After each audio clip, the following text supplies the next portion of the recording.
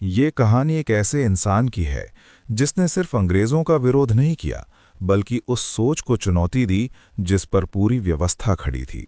जब हम बाबा साहेब अम्बेडकर की बात करते हैं, उनकी असली ताकत उनके विचारों में थी। उस समय भारत में हर तरफ आज़ादी की बात हो रही थी। लोग अंग्रेजों से मुक्ति चाहते थे, लेकिन बाबा साहेब एक अलग सवाल पूछ रहे थे। अगर अंग्रेज चले गए तो क्या सच में हर इंसान को बराबरी मिलेगी? क्या समाज की सोच बदलेगी या सिर्फ सत्ता बदल जाएगी और हालात वैसे ही रहेंगे?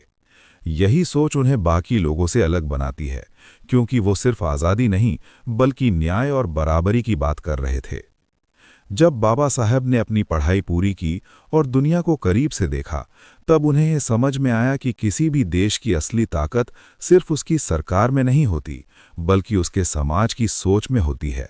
उन्होंने देखा कि जहां लोगों को बराबरी मिलती है, वहां प्रगति अपने आप होती है, लेकिन जहां भेदभाव होता है, वहां विकास रुक जाता है। भारत में समस्या सिर्फ अंग्रेज नहीं थे, बल्कि एक गहरी सामाजिक असमानता भी थी, और अगर उसे नहीं बदला गया तो आज़ादी का कोई मतलब नहीं रह जाएगा। यही वजह थी कि बाबा साहेब की लड़ाई दो मोर्चों पर चल रही थी, एक तरफ अंग्रेजों की सत्ता और दूसरी तरफ समाज की पुरानी सोच। धीरे धीरे वो समय आया जब भारत के भविष्य को लेकर बड़े फैसले लिए जाने लगे, और इसी दौरान राउंड टेबल कॉन्फ्रेंस जैसे महत्वपूर्ण मंच पर बाबा साहेब ने अपनी बात रखी। वहां मौजूद लोग शायद ये सोच रहे थे कि ये भी बाकी नेताओं की तरह सिर्फ आज़ादी की बात करेंगे, लेकिन बाबा साहेब ने जो कहा उसने पूरी दिशा बदल दी। उन्होंने साफ शब्दों में कहा कि हमें सिर्फ अंग्रेज़ों से आज़ादी नहीं चाहिए, बल्कि हमें ऐसा भारत चाहिए जहां हर इंसान को बराबरी का अधिकार मिले, जहां किसी के साथ उसके जन्म के आधार पर भेदभाव ना हो, और जहां हर व्यक्ति अपनी आवाज़ खुद उठा सके। ये बात सुनकर वहां मौजूद अंग्रेज अधिकारी भी हैरान रह गए, क्योंकि ये सिर्फ एक मांग नहीं थी, बल्कि पूरी व्यवस्था को बदलने की बात थी। बाबा साहेब ने जो सबसे बड़ा कदम उठाया वो था अलग प्रतिनिधित्व की मांग रखना। उनका मानना था कि जब तक समाज के हर वर्ग को अपनी आवाज़ खुद उठाने का मौका नहीं मिलेगा, तब तक सच्ची बराबरी संभव नहीं है। ये विचार उस समय के लिए बेहद क्रांतिकारी था, क्योंकि ये सीधे सीधे उस व्यवस्था को चुनौती दे रहा था जिसमें कुछ ही लोग पूरे समाज के लिए फैसले लेते थे। इस मांग ने अंग्रेजों को एक मुश्किल स्थिति में डाल दिया, क्योंकि उन्हें समझ नहीं आ रहा था कि इस मुद्दे को कैसे संभाला जाए।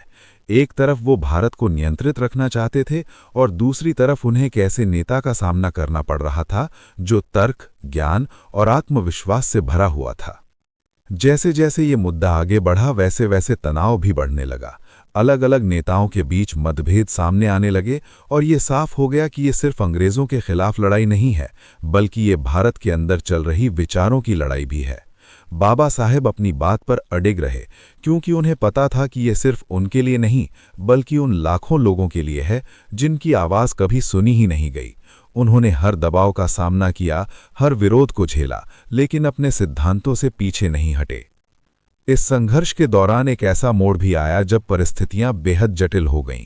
एक तरफ सिद्धांत थे और दूसरी तरफ हालात, और इसी बीच बाबा साहेब को एक ऐसा फैसला लेना पड़ा जो आसान नहीं था।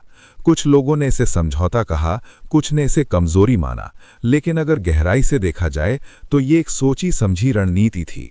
बाबा साहेब ये अच्छी तरह जानते थे कि हर लड़ाई को जीतने के लिए सिर्फ ताकत ही नहीं, बल्कि समझदारी भी जरूरी होती है।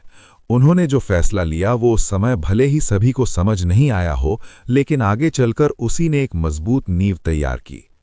अंत में बाबा साहेब की ये लड़ाई सिर्फ अंग्रेजों की सत्ता को चुनौती देने तक सीमित नहीं रही, बल्कि उन्होंने एक ऐसी सोच को जन्म दिया जिसने पूरे समाज को बदलने की दिशा में आगे बढ़ाया। उन्होंने ये साबित किया कि असली ताकत सिर्फ सत्ता में नहीं होती, बल्कि विचारों में होती है, और जब विचार मजबूत होते हैं तो कोई भी ताकत उन्हें रोक नहीं सकती।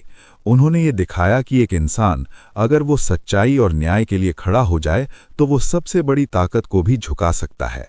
आज हम जिस भारत में जी रहे हैं, जहां हमें अधिकार मिले हैं, जहां हमें अपनी बात कहने की आज़ादी है, वो सब किसी एक दिन में नहीं मिला, बल्कि इसके पीछे ऐसे ही संघर्षों की कहानी छुपी हुई है। और उन संघर्षों के केंद्र में एक नाम हमेशा रहेगा, भीमराव अंबेडकर।